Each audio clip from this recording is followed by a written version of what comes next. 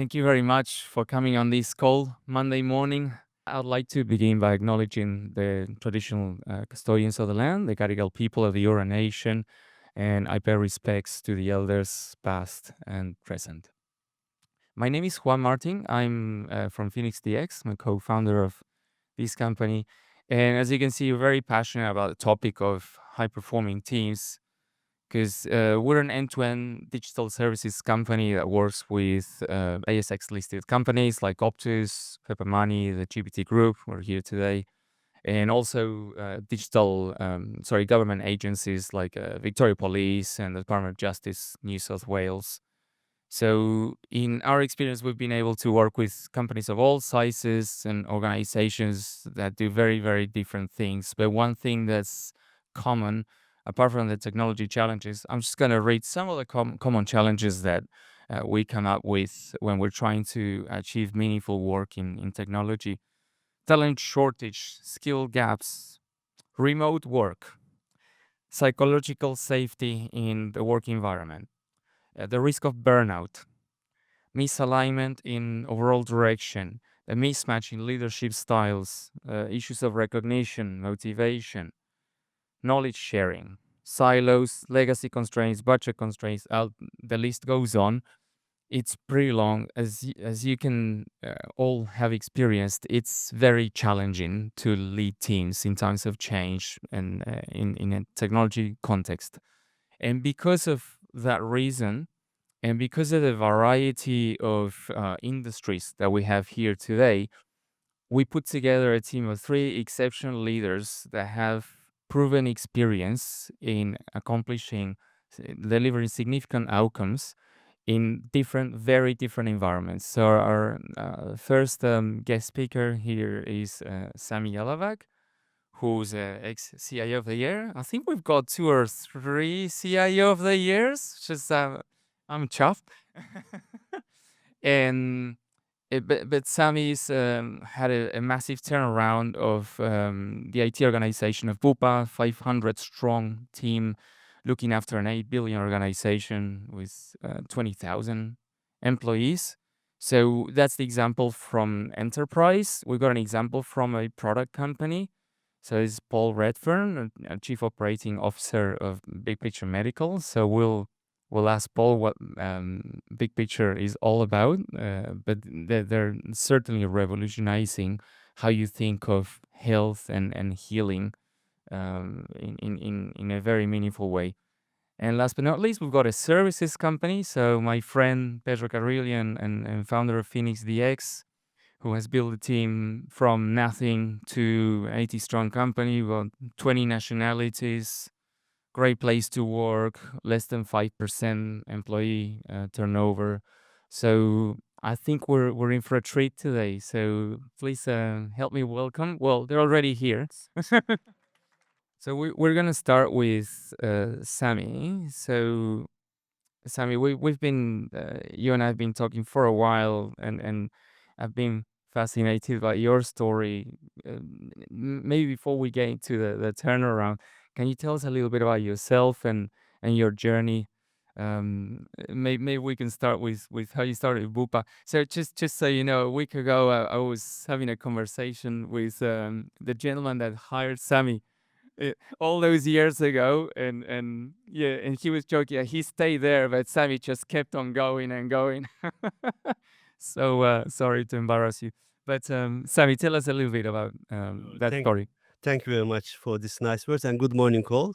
Thank you for joining us. I think it's only meaningful you guys here. Otherwise, we'll be talking to each other only. Yeah, my name is Sami. I'm originally from Turkey. I started my career as a computer engineer, and after working around 15 years and a crisis in Europe, I decided to migrate to Australia. I came. Most of my friends was in Melbourne, so this is why I landed Melbourne. I'm still regretful, but cannot change it. Still living there, especially seeing its beauty of this harbor here.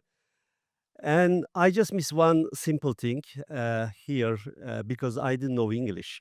And I realized that you really need to know English if you want to survive here.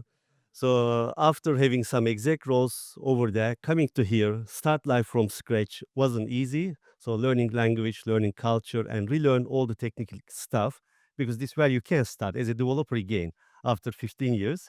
But I was lucky. Um, Company growth, I grew together, and I became part of the Bupa's executive team and managed from Hong Kong to New Zealand all the Asia Pacific teams. At some stage, team size was actually 1,200 people and Sorry about that. 25 I missed the other 700. 25,000 people, which you can guess it was a crazy, crazy world. But I love every single off day. And 2.5 years ago, I started working full time, start joining some boards, doing some consultancy and coaching through young talent, some of my CIO colleagues, some CEOs. Yeah, this is what I do, Pedro, in a nutshell. Thank you, Sami. Thank you. So let's begin with how did you find? I mean, you were working at Bupa for at least a decade, I think, at the moment where you get anointed 17 years. as a, but the whole tenure. But when you get the job as a CIO, what did you find? What did the organization look like? Sure. Um, Look, to answer this question, I look at the word always, am I enjoying what I'm doing? Regardless of in a family environment, friendship, or work, really doesn't matter how much I enjoy my time. Because if you enjoy, you get older slower. You'll enjoy all aspects of life. And the Bupa was a small company at that time, mainly relationship based. And as it grows, it started hiring people from different cultures, and suddenly it became a very, very different environment. So we all struggle. Who are these strangers? They are coming from banking, other industries, very ambitious, but we are not there. So we really struggle through that growth area, which we need to redefine ourselves, redefine our culture, and almost redefining our relationship. And it wasn't fun initially.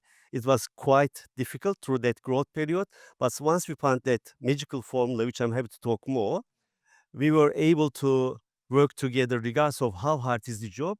We were able to deliver it, but also enjoy our time all together. Yes, thank you, Sami. And just a bit of context. What was from what I gather, what was going on? There was negative employee NPS scores. There was challenges in the relationship between IT and the business. There I say, and that result in IT being sidelined for some significant projects that business took on. So the reputation damage was there. So how do you turn that around? That's the big question everyone in the room has. So tell us how. Sure. Look, I'm sure you're all going through similar things in your own businesses. IT is a very, very difficult and complex job. You really need to understand technology. You need to understand managing third parties, managing internal stakeholders, people management. It's really complex. It never stops. Regardless of how much you know, tomorrow you have to start learning again. All the AI, all the different things. So there was no dull moment for any of us in the business environment. And the situation in Bupa, when I became the CIO and Bupa acquired a couple of other businesses, and there was not a great trust to technology team. Also, technology team itself wasn't very happy with ourselves. There was a NPS scoring for employees. Our score was just 2, just over 0. The company average around 25, and we were only 2. So very, very unhappy workforce at that time. And the customer NPS, which is our internal customer, was minus 16. And I grabbed the team that, are you understand the NPS? Do you know what's the NPS? If it's negative, that means more people talking negatively about you in the corridors. Will you be proud of this? And I put my name over there. Guys, I got this role. That's great. But if I'm not turning this NPS to positive, I'm not sitting in this chair. The question is, are you with me or not? Because we need to change this. I'm not proud people talking negatively about me. And we initiated our journey and we started from the basics. And I always tell people that we think we are managing technology. Actually, you are just managing people. And those people deliver technology for you. And if you forget your key role as a people leader, you will never ever deliver good results. And this applies to third parties as well. Because you're able to create trusted, good relationship with your third parties, the shared outcomes, creating the shared motivation points, there is no way you can keep delivering good results for it. So we really need to think about our role. what's my role here, where I should spend my time. And if you spend that time in the right place with the right focus, results comes naturally. Like we always talk about high performing teams. Actually, it's just the end outcome. It's not the objective. This is not where you will start. So we started with the team at that time and have the same open, honest conversation. Let's stop excuses. Our business doesn't understand us. We do great here. They just don't appreciate it. They all rubbish. Let's be honest. We are not doing a good job here. But we can. We are really, really capable people. But how we will get all these smart people working in harmony and delivering good results, this is what we need to do here. So we redefine our vision. And that vision wasn't about just availability, finishing this project on time, etc. We define it through the customer. So delivering the great customer experience for Bupa. The second one was delivering the business growth because we are part of the business. We'll only survive if this business grow and we'll get the benefit of it. And the third part was how we can create an environment that people enjoy and grow. They keep learning because we love learning as engineers, but we also love to grow. This is what motivates us. So how we'll get this magical formula, three of us, three of these things getting together. So creating the trusted relationship is almost number one. People shine when they trust around. They will tell what they really think about it. Even the silliest ideas will come because they will not think that someone will judge me or I'll look stupid, etc. No, I'm very open. I'm with my friends. Like when you are more relaxed, you're at home. This is where you are more relaxed because it's a trusted environment with your partners, kids, parents, etc. The question is, how we'll create the same environment at work? How will be ourselves as well as letting other people being themselves? And throughout that trust, you will achieve something. And Simon Sinek, I'm sure you watch him, multiple videos, and he said he gave the example of um, the SEALs in the Navy. When they are picking a new member, they don't pick the most capable person. They pick the most trusted person. Even it's a kind of middle level performance, if it's a trusted person, I want to work with that guy, not the highest performance, but low trust. And he asked the question, sort of for my language, who is the asshole in your company? Everyone easily describe and show them. And these are the people, high performance, but not high trust. So do you want to work with these guys? None of us enjoy. So this is why how we'll change our choices and approaches in the business. Thank you so much, Sami. Yeah, I once heard someone saying, "I've always worked with either smart people or bad people, but never worked with people that were both." And I feel sorry for you because it should be possible to be nice and to do meaningful work. So to that end, how do you balance the pressure to drive results and deliver efficiently with the demands of putting people first and leading with empathy? Look, I think it comes to priorities, like what matters at that time. There might be a really mission critical project, it has to be delivered.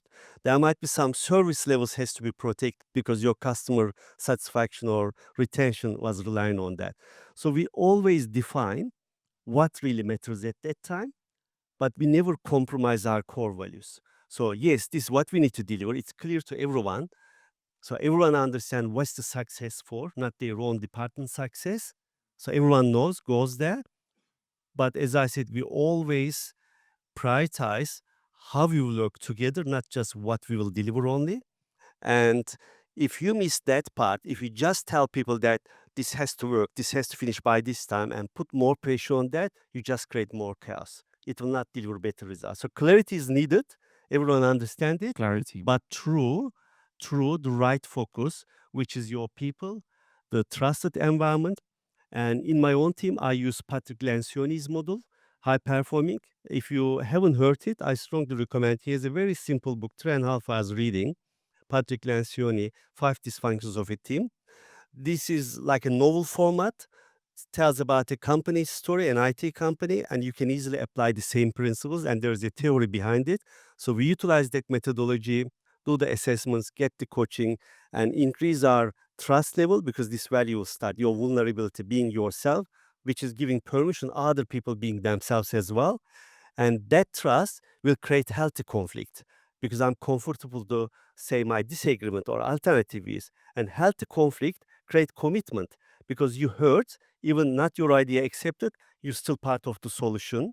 So the commitment and then follows the accountability and then follows the shared results for everyone. It's like a pyramid structure, and that framework significantly help us to go ahead. The end of my story with that scores R2 just over zero went to plus 49 eventually, while company are still around 25, and our customer satisfaction minus 16 went to plus 49.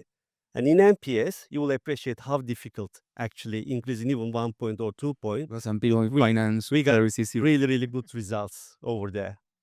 Sami, thank you so much. So we'll come back to you, and I think a lot of what you touch on, I'm sure Paul, knowing you're gonna resonate. You probably resonate strongly with. So we're gonna move to Paul.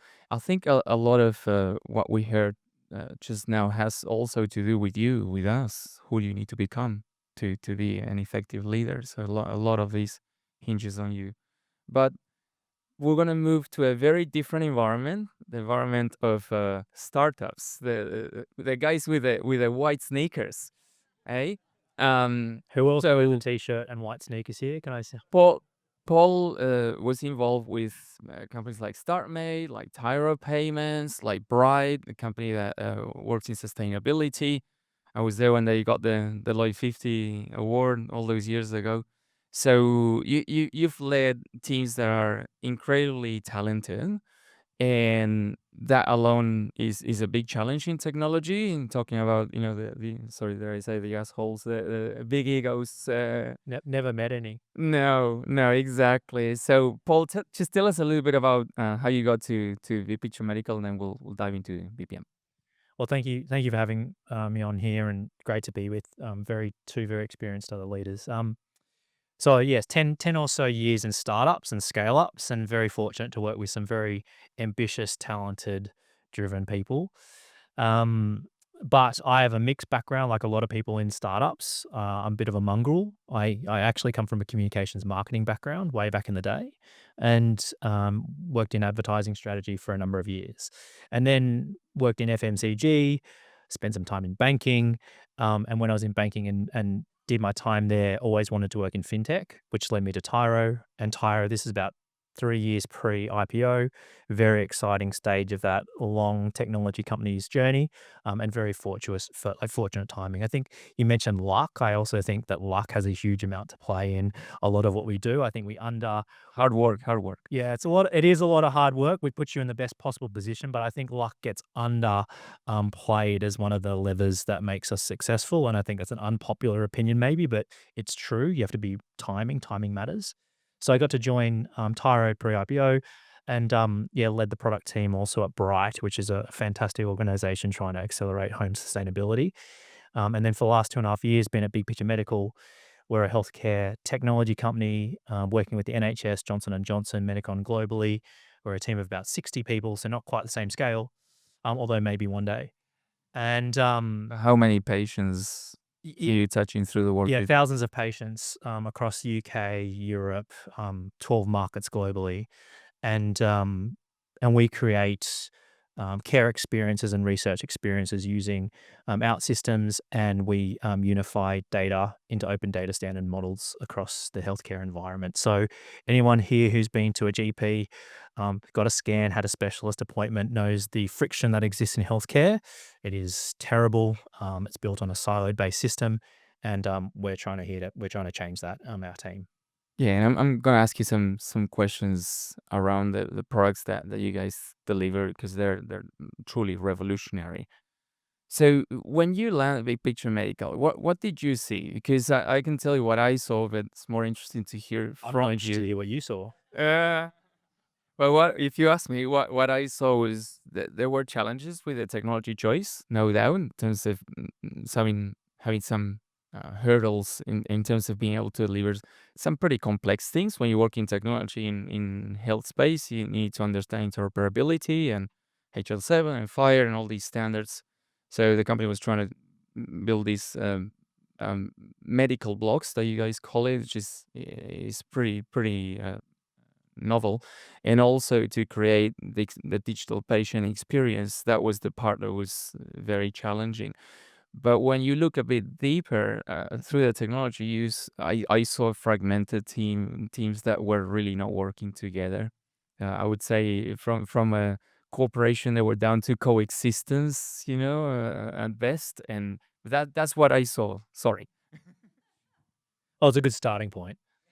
Um, I got the opportunity to join Big Picture Medical. Again, timing. I was looking to do some really meaningful work at this stage of my career, to consolidate all the experiences I had across startups and large organizations. And um, the two areas that I'm really enthusiastic about. I've got a 9-month-old daughter, and so I have this little personal ethos around trying to make the next generation proud or better than we are. And so my two streams personally are around sustainability and healthcare, and I think they're the two most critical things that we could do to make society, community better. So I got the chance to join Big Picture Medical, and they had done very successful things for the first 8 years of their life. We're 10 years old this year, which we're probably Australia's best kept secret in terms of startups because we've deployed overseas. And they've done a really great job. One, work with the NHS, published research papers, but they hadn't had a lot of experience scaling up to the next level. And so um, I wouldn't call it. You mentioned the Patrick Lencioni 5 dysfunctions. I wouldn't call it quite dysfunctional, but we'd probably had a number of wins and got a bit of momentum, and we're probably playing this zone where it was kind of incremental, and that was fine. It was actually really we had a pretty good working model. But when I joined, I met our founder and our chairman, and I said, "This is incredible technology. You're on a trajectory. You have the chance to take this much bigger. So if I join, that's what I would like to help do. Should we do that?" And then we sort of like around the around the building, we sort of walked around and we shook hands. We said, "Yeah, let's do that." And so that was the inception for me coming on board to try and get us to go from incremental growth, acquiring one trust at a time or doing one more deployment at a time, to doing really exponential type growth. And so as part of that, obviously the technology choice was one part, and a huge part of it was also making sure that we had the right skills, mindsets, team topology, operating patterns within our company to make sure we could do that. Um, we obviously haven't solved it yet. The job's not really ever done, but we've come a huge way in 2.5 years. Yeah, but Huge. when I speak to your people, what they tell me is that, and sorry to embarrass you, but when you arrive, they were not working as one team.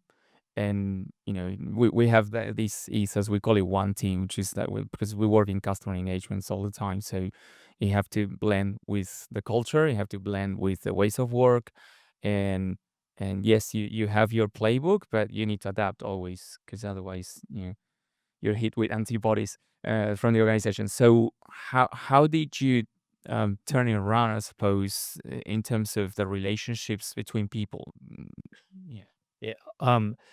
The other thing you mentioned was trust. I think trust is everyone wants to get to trust, just like in healthcare, everyone wants to get to interoperability. It's like everyone wants to get there. But the principle that we sort of tried to embed was this idea around inclusivity. So trying to make sure people felt like, you mentioned their voice being heard, but and how they show up. How do you make people feel included, not just in the decision making, but in the things that matter around the company? Make sure you mentioned around clarity. Why are we doing these things? Why are we making really difficult choices? Why are we having constructive discourse and disagreement? Like, why are we doing all those things? It's because everyone here actually really gives. I mean, in startups, but in other organizations, like we're a team of 60. You have to find outsized leverage in every time unit that you provide to that company. You just have to.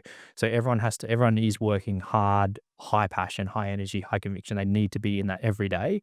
And so you have to make sure that to feel like an inclusive environment, an exclusive environment. And so sometimes you can get brilliant engineers. I wouldn't go so far as to call them assholes, or you can get brilliant product managers, or you can get brilliant people in all these.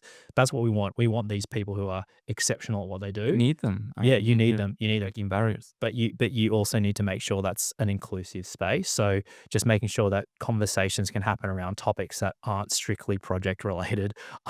We can have conversations that are about people who are really enthusiastic about certain things. Like we had one brilliant engineer. He was so mechanically minded. He just loved fixing things, and so he would sort of just start working on something and then just take these wild diversions. And so, and he definitely wasn't an asshole. And so instead of trying to pull him back into the system, like try and make sure the system was relevant so he could go off and build these incredible engineering, high leverage, high impact parts of our platform. And so what we were trying to do is like trying to constrain him rather than trying to like build for him and trying to build for what's right. And the other learning that I had, because after we were talking just earlier outside, the first or second time you do this rotation, you go with huge ambition and then this miscalculation about what you can achieve in a certain amount of time, given everything you have. And you go, yeah, I can do that. And then obviously you fail, incredibly dramatically, and then you fail less dramatically. And then obviously, hopefully over time, you learn a bit more. By this point, I'd worked with a few brilliant assholes, and they'd always try and implement like their version of doing things. So they say, "Oh, this is the way that you absolutely 100% have to build. This is the way. This is the way. I've done this at company X, at Google, at Atlassian, or whatever it is." They would say, "This is the model."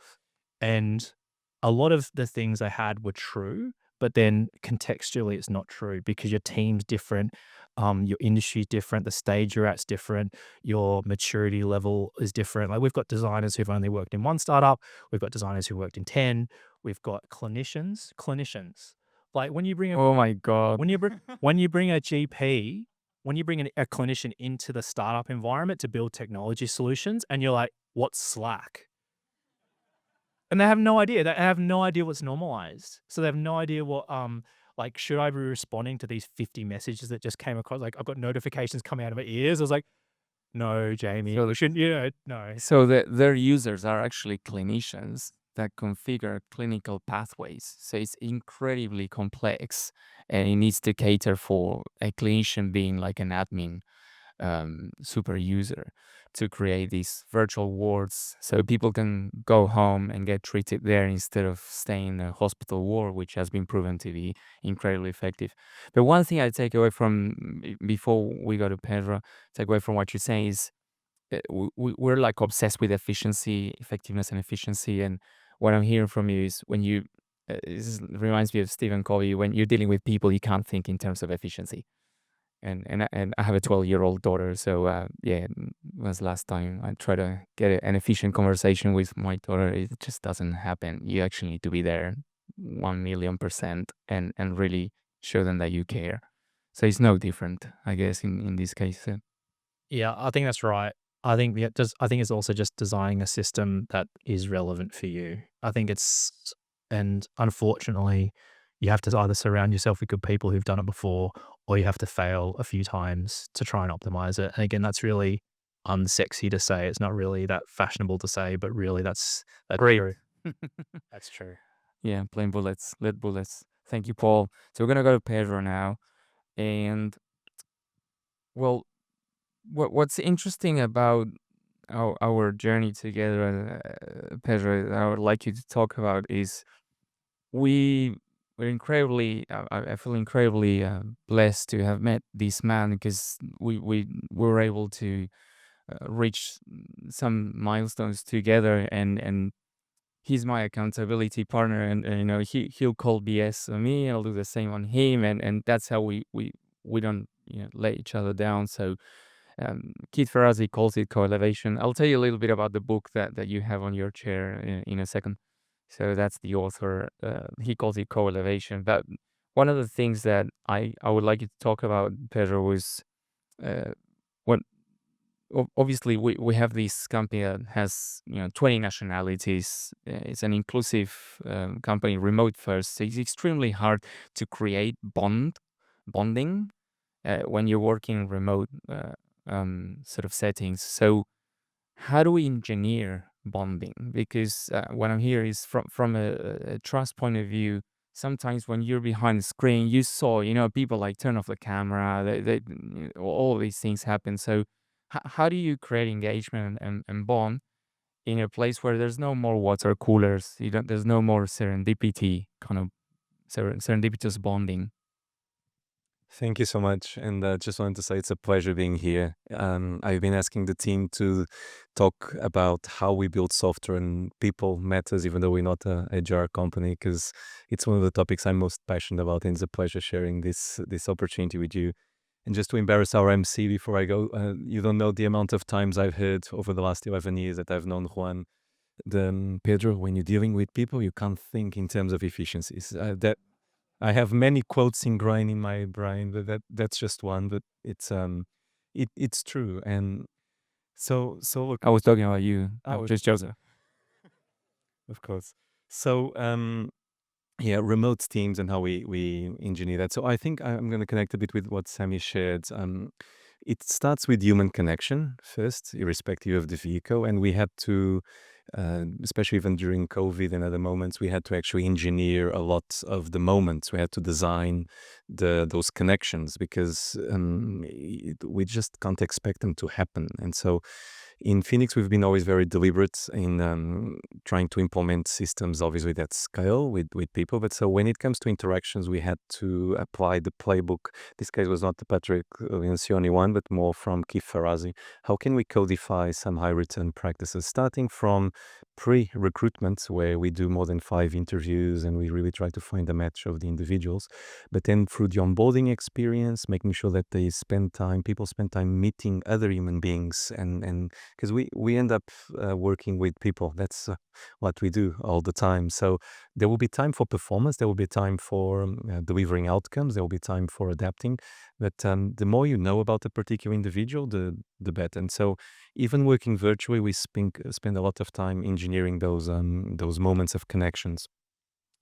Practical examples could be we use a framework called Strengths Finder from Gallup also, which we like a lot. So making sure that people know my strengths and we share other individual strengths, we make it public known. And so it's quite good to not only talk about your strengths, but also about your family, about what you stand for, what are your hobbies. Especially in building software, I think the more complete. Tell us a bit more about that, because you're big on integrating your personal life with one thing that Pedro always says, I integrate my personal life with my professional life. So tell us what you mean by that. Efficiency, integration, personalized. Thank you, Paul. Exactly. So, by the way, disclaimer: we do look like an old couple, but we have lots of fun working together. No, so lifestyle integration is showing up as the true, as yourself, in the day to day. And I love the quote: "Leadership is what you tolerate in your presence." So we heard from Sami and Paul. It's when you turn teams around. It's how you. It's the things you value, the things you pay attention to, that the small moments that can go through it in specific examples. So I just really think the when you are yourself, that's how we can build trust gradually. And so we don't have all the answers. The vulnerability plays a big topic. There's many people talking about it these days, but it's just showing up as you are, as one human being with your strengths, with your weaknesses, but, assuming them. So you asked before about the virtual. So one important thing for us is, I mentioned the hygiene factors matter a lot. So in a personal connection, this is a perfect environment to meet people in person. But when you're virtual, we don't have that. So we have to actually be very deliberate about the check-ins. We have to be very mindful about, just having videos on the small basic things that many people disconnect, and we don't know if they're present in a meeting or not. So truly being present and not tolerating videos not being on or people not being fully present, and everyone knows who's doing some work on the side whilst they're in the call. So perhaps not being there, or being there only for a specific part of the meeting, so that we design that for the group. Pedro, maybe you can tell us about a personal professional check-in. Just an example of one of the things that you'll find in that loop. Yeah, so personal professional check-ins or bittersweet moments is how you can open up a meeting or a particular moment to share, hey, this happened for me during the day before I came here to work, and this is the impact I am. So this is how I'm feeling today, for example. Personal professional check-ins is you share. It's a high return practice that Keith speaks a lot about.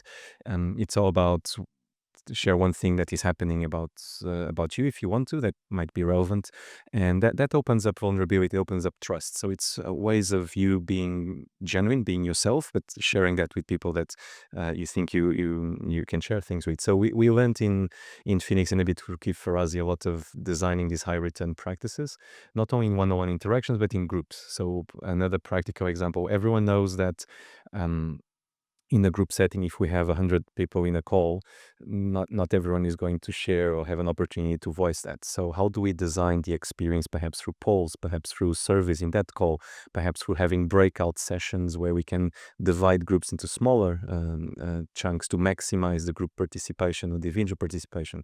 So there's a lot of dynamics that if we redesign them for virtual interactions, we're going to have more success, we're going to build more meaningful connections, and ultimately we're going to build that intimacy and trust irrespective of the vehicle. Thank you, Pedro. And sorry, I'm going to put you in the spot again. So Pedro is a very demanding leader, like very. But people somehow still want to, work with you. And they stick around. Like seriously, we got less than 5% attrition in the company. So that for some people would say that's too low. You need some attrition. But no, people don't want to leave. So why do you think that's happening in the industry where the turnover is like triple that at least? Well, thank you. I mean, and it's you should ask the teams, not me directly, because what people think and mostly. But I actually think it's about finding mission-driven people and aligning the horizons or the stages that someone is at with both personally and professionally. So um, we like in things to think we try to hire missionaries rather than mercenaries and people that are really committed, especially when we are a service delivery organization. We want to really enlist people in the mission of our customers, in our own mission.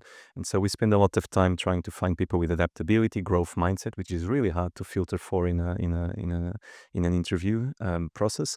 But basically aligning that. And one thing I learned over the years is great people like great challenges. So, to balance that challenge skill ratio, and they like to work with other great people and individuals that share the similar values. And so for us was all about making sure that the culture and the values in Phoenix are real, and that each new person that joins, they are custodian of that culture, of that people first. So small example, one of our values is teamwork, but we balance teamwork. The yin of teamwork comes with the challenge of that's the other value, making sure that we keep people open. Another value, for example, is moving fast. At the same time, we balance moving fast for the long run, because we actually believe in team dynamics. Some of you might have come across that work. When you do paradox integration of those, that's where the biggest growth is. How can you have growth and profit? How can you have meaningful connections and deliver results? So when you work in balancing those two aspects, there's where magic happens. Can I just add? I really like that idea around like finding people for seasons. And obviously, yeah, like you said, the missionary type view, but um, people change and people's circumstances change. The organization's circumstances change, and so you also mentioned clarity and transparency. And so I think being able to articulate maybe your cash positions change, or you've won a new customer, or you've lost a customer, or whatever it is.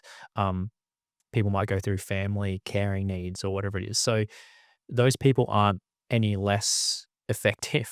They aren't any less valuable. Their personal circumstance might change, or your company's circumstance might change. And then if you have a really people first ethos into your company, how do you again build and design a system around that to make sure your culture retains that sense of what makes your company special? I think sometimes when personal situations change, it's easy to say, okay, that poor person's not performing, but that's probably on us to not know that person's situation, the circumstances deeply. So yeah, I think that. Thank you. Yeah. Exactly right. That's fantastic. Thank you, Paul. I couldn't agree more. So now we're gonna open to Q&A. Just before we do that, so that book that is on your lap or on the chair is very special to us because apart from being the culmination of 20 years of work from Keith Ferrazzi, he's a best-selling author from the US. We went through his training, and a lot of the stuff that we implemented actually is in that book in chapter 4. So we're very honored to have Phoenix DX featuring on this book, where you have references from Verizon and GE. Still don't know why he was in this book, but we keep asking him. But it's a great asset. So we hope you get as much as we do from it. And before we go to Q&A, I'd like to ask three of you, if there's one thing you would like the audience to take home or take to the office, what would that be? Well, so just to share, I think what you heard Sami talking about Patrick Lencioni, the 5 dysfunctions of a team. I was just reflecting on what I was hearing Paul talking about similar methods. In Phoenix, we've done a job at applying practical frameworks and really applying them, not just theory, just really living them. And so the code book in Phoenix was actually started in the book of Keith Ferrazzi called "The Leading Without Authority." So how do you lead without having an authoritarian style, or because you're just the manager of the person? So it actually started with that. And so my invite to you is, there's the 5 dysfunctions of a team. There's also the motive from Patrick Lencioni, which is a very interesting fable and parable.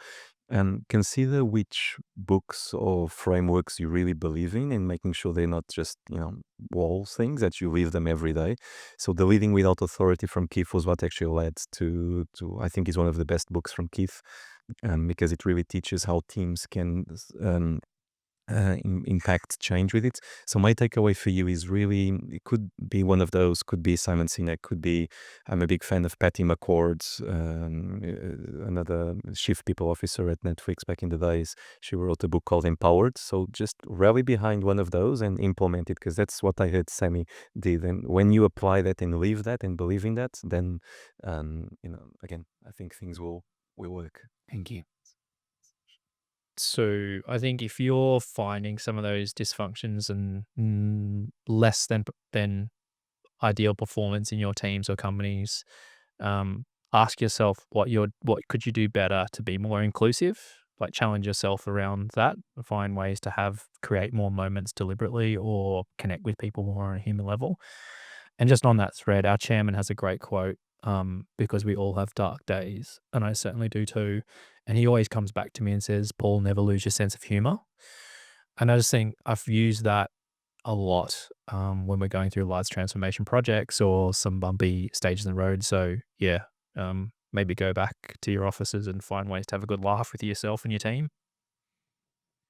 Love it. Okay, Sami. look, I don't have one statement for it, but my life philosophy, maybe I can share that, is, do I want to be just an ordinary guy in the history, or do I want to be extraordinary, doing something meaningful for the people around me, which starts with me? Because you are the culture. We talk about culture, but what it is, you are the culture. Especially as a leader, you are the one to shape it. You are the one to lead it. You are the inspiration for your people, defining that vision, why it matters, why they need to achieve this, and to drive it. And you are the center of happiness around you, because you might be the source of stress for the people, for your family, for your colleagues, or you might be the source of happiness for the people. It's all about the personal choice, and it's more about being aware of it, how you are behaving, how you are acting. So the only thing I'll ask, maybe you to ask this question yourself as a coaching question: what is my role in this home? What is my role in this workplace, within my friendship group, and how I will turn to an extraordinary journey rather than being an ordinary guy in the game?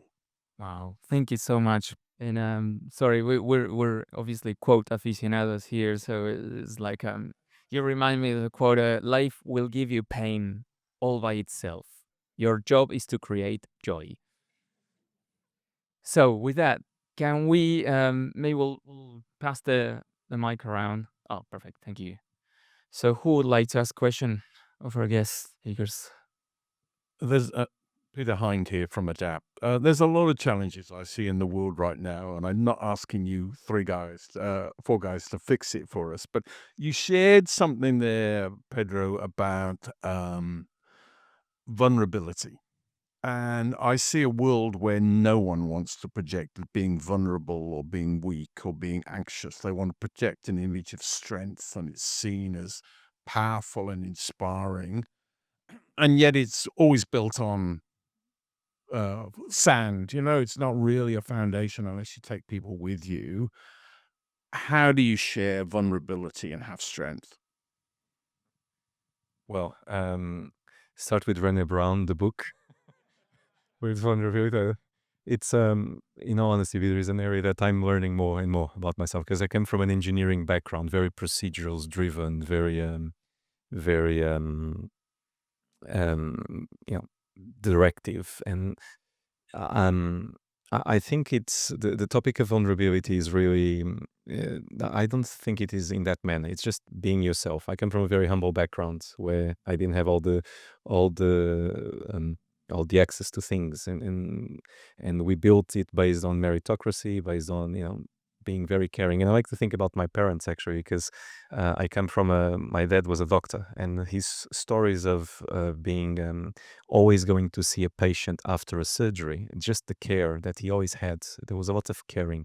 And so, to be honest, what I try to live is really caring about others, and your vulnerability will show up or whatever it takes, sometimes more decisiveness. So, what I really try to live for is that servant leadership and is the caring that takes. And I think vulnerability and anything else will come as a byproduct of that. So I don't think of that word as much as the thing. It's really just by sharing openly and really embodying the care that you have about an individual and or situation. So that's I think I'm gonna say something about it. I'm sure a lot of people have read that material, and I try to think about the opposite side of vulnerability, which is courage, which he talks about to be vulnerable is to be courageous. So I guess it's your interpretation of strength. If you think strength is bluster, loud, if that's your idea, then maybe the organization, the company, and the team you're part of isn't where you belong. And guess what? That's okay. Because across this room, there's 20 or 30 different companies that you could probably be part of, a mission that's really bold, ambitious, and that leverages your skills. And I think the more we talk about that, about being courageous to make tough decisions about things that don't fit you, your life stage, your lifestyle, your personality, your skills, I think that's strength. And it's bloody hard. If I may just add, love what you said, Paul, there, because ruinous empathy in the framework from Brené Brown comes if you don't have both courage and caring. So I think those two are the strengths. And when you look at the future, where we're going with AI and many other things, that's the things that the machines don't have. So, and we have to really be in this dual leadership role where, in one hand, you have to be super procedural and directive when you engage with a particular system or technology, very procedures oriented. And on the other hand, you have to really think and match where people are on their journey and knowing what's going on, what's happening, in that person's life on that particular moment to see how they show up. So, very important, that dual leadership mindset. The only thing I want to add this one, the Dare to Lead, Brian Brown's book, I believe you are referring. The vulnerability actually really empowers you. We talk about courage. You need to have courage to show the vulnerability, and that really gives you freedom to be yourself, but also doing other things as well. I think one of the tests we need to do, because without realizing, we keep carrying these armor shields to protect ourselves, and this is how we walk with a lot of heaviness and cannot really release our potential through this game. So this is what I ask myself every day. Do I have the armor, or am I being really myself? And when I'm being myself, I know I'm much more stronger. Can I share a personal story, actually? I hope you don't mind. My wife and I were actually talking about this because she's taking a bit of a career pause as she raises our child. And she started to put herself out there more as a mum. and not as a senior marketing person for a large organization. And the identity shift I've watched her go through, as many of you may have witnessed before, it's really incredibly courageous. I've been sort of alongside of that. And so she's had to put herself out there. And what she's found by going through this transformation and being in tune with that is that she's attracted people that are like minded and that are sort of ready for her to be part of that whole experience, the whole season. And I think if she hadn't opened herself up to that, she would have lost out on these beautiful new relationships, all these other wonderful opportunities. So, just a personal little anecdote to see someone far more courageous than I doing something like this. I just want to say one quick thing on this. So not everybody wants to be the president of America. Eh, but if you do, or there's nothing obviously wrong about that. You should shoot for the stars. I think probably people in the room here will agree that just how you do it is just as important as what you achieve, and that's really what matters. Sorry, do we have any other questions? Who would like to ask a question? I think we got time for maybe one or two, and we're gonna have to wrap. Remote work, everyone's doing it, and you guys have got some very dispersed teams. Is there one thing that you would sort of give to people to say this will really help bring people together? I heard about like keeping cameras on, etc. But have you seen something that's really worked well? I'll give some of suggestion, and we have a challenging role because we actually have to match what the customer organizations are doing, which is even more interesting. And when we earn the right to share some of our thoughts, things come. Two thoughts: there are moments in projects that are very important. Beginnings are special, I like to say. And so when you do a new project, kickoffs, initiations, in that original moment of inception, we really request people to be as present as possible. Sometimes it's not possible because you might have remote teams, but even if the teams are remote, maybe they can get together in the same city, if that's an example. So maybe not. And then there are other examples of throughout the lifestyle of a project where we like to put celebration. And so we've created you can do virtual escape rooms, for example. Yeah, you can do many other ceremonies or activities that actually bring teams together in a virtual setting.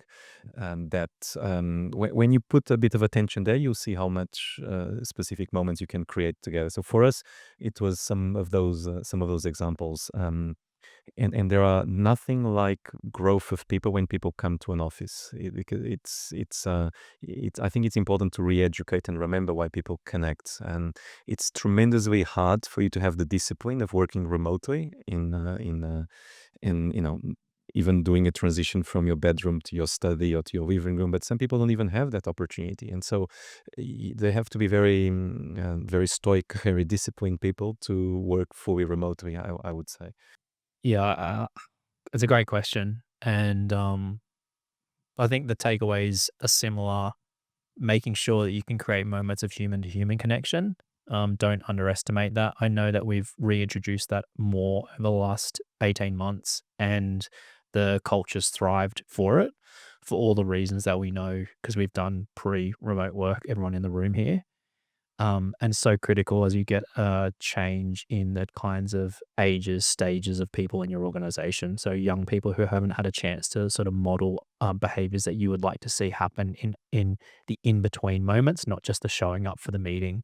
Like what's happening in Paul's life? Why is he in like deep head zone mode into the spreadsheets or something? Like how does he behave in those moments? So definitely in person. And I think the other thing is, which came back to trust, is we ideally would like to have people have their computer screens on, but I think what you mentioned there is that there's such a wide variety of circumstances at people's homes. So we really try to say, okay, ideally that's the case, but if you're picking up kids or you have to take a call or you've got someone in the background, just make sure like that's okay. Like we're looking at the outcomes. Are we driving directionally towards that? And so we worry less about the small, like the one-off type things, and we worry more about the trend. And my contribution to this question is there are lots of research at around 2023 after the COVID Because of the remote work, the mental health issues significantly increase. Very, very clearly, the stress level, people's loneliness, people's sadness, hard to concentrate, etc., and the irritation they have.